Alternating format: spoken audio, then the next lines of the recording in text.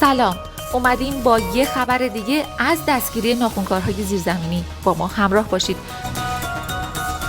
خانم صحنه جرم رو نشونمون بده. بله، این میز و صندلی ها صحنه جرمه.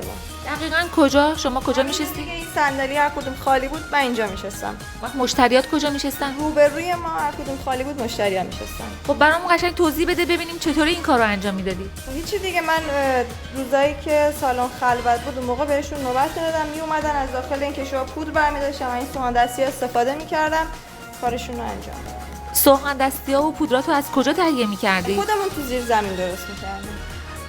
همدستم داشتی؟ بفرمایید. همدستم داشتی؟ یه دستیار داشتم، میگن از مرز خارج شده، اطلاع ندارم. الان پشیمون نیستی؟ چرا الان خیلی پشیمونم. به ناخن‌کارا عزیزم میگم این کار نکنید، خواهش می‌کنم. ناخن‌کارای زیر زمینی این آخر عاقبتش میشه.